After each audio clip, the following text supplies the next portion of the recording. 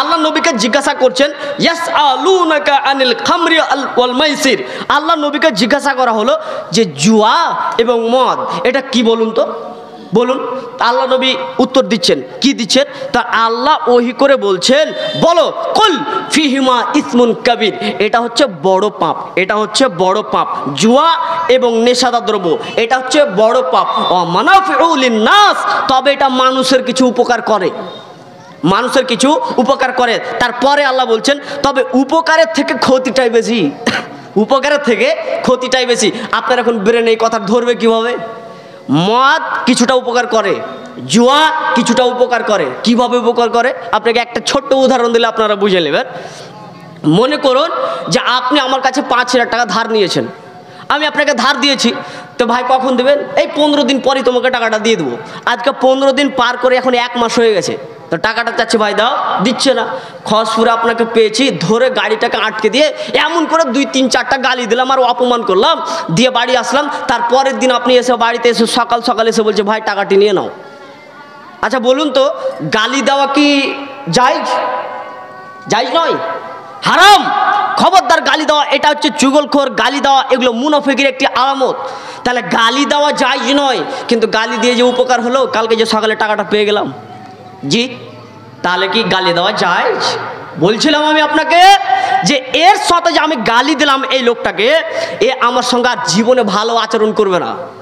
এ আমার পড়োশি, এ আমার সঙ্গে আর কোনোদিন ভালোভাবে উঠা বসা কথা বলবে না। ছাগলে মাত্র 2টি আমার ভুট্টার গাছ খেয়ে নিয়েছে, বা ও আমার পড়োশি, ওই আমার কাছে টাকা ধার নিয়েছে। এখন ওকেই আমি যাতা ভাষাতে এখন গালি দিয়ে দিলাম, কালকে টাকাটা আমাকে ফেরত দিয়ে দিল, কালকে টাকাটা আমাকে ফেরত দিয়ে দিয়েছে। তো ও কি আমার সাথে ভালো সম্পর্ক রাখবে? রাখবে না। কারণ আমি ওকে যে ওর প্রেস্টিজ, ও যে মান সম্মানের হানি করেছি, ওকে যে আমি গালি দিয়েছি, ও আমার সাথে আর ভালো সম্পর্ক রাখবে না।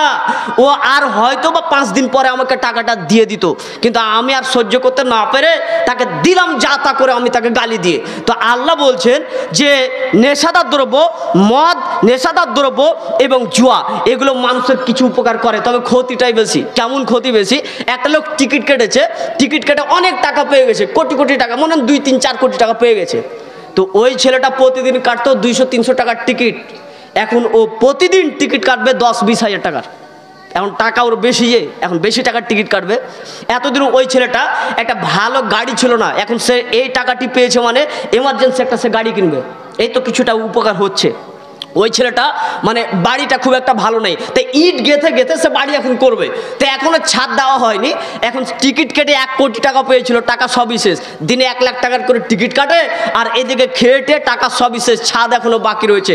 তার একটু উপকার হয়েছে, কি হয়েছে?